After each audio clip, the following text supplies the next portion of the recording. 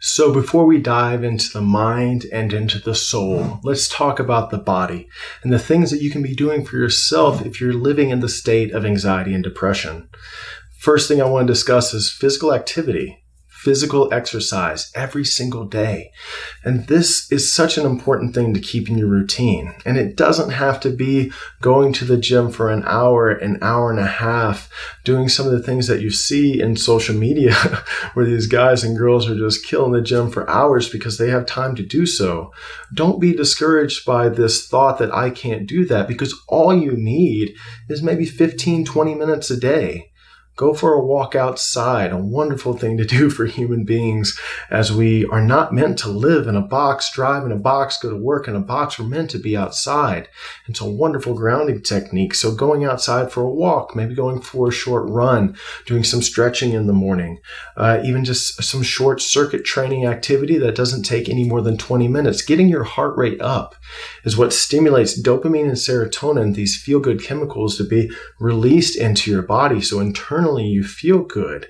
And once you get done with doing the physical activity, the goal that you set out, that feeling of accomplishment, only stimulates more dopamine and serotonin to make you feel so good about what you're doing. So this is a great way to combat these states.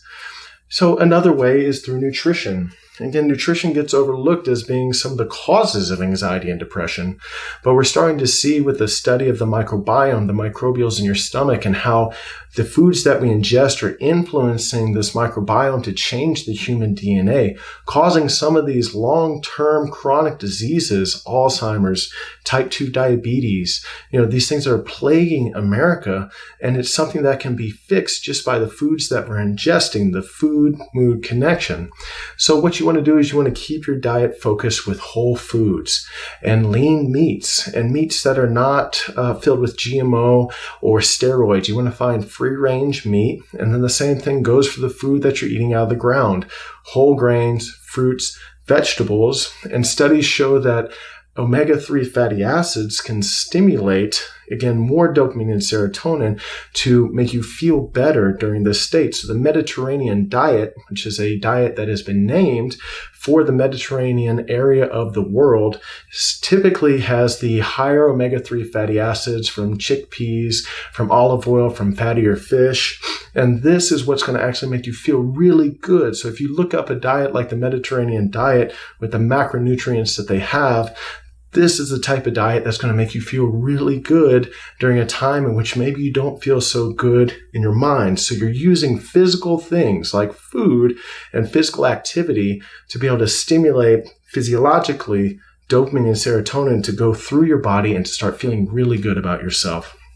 Now, besides the fact that if you keep health and fitness, nutrition and fitness as the forefront and a priority in your life during this state, it'll keep your body looking the way that you would like to look. And again, we talk about self-care. A positive body image is perfectly okay. Matter of fact, it is a foundation for your happiness. You want to be able to look in the mirror and be happy with what you see. Right? So in this regard, eating the proper nutrition, working out, your body is going to either change to a state in which you're really happy with. You start to be really happy with the person that you see, which changes your mind, which changes your soul. Mind-body connection, it goes both ways, all the way through, back and forth, right? So this is something that you should really be focused on during this time. And I know it's hard. Believe me, I know it's hard when all you want to do is lay around and eat junk food. But laying around and eat junk food is diving you deeper down into these states. And the point is that you only have so much time on this earth. And the emotions that you want to feel on this earth are typically happiness and joy. And when you think about the time spent in these lower level frequencies of shame and guilt during an overall time of being on earth, the goal is to be happy and fulfilled. And I promise you, it starts with taking care of your body.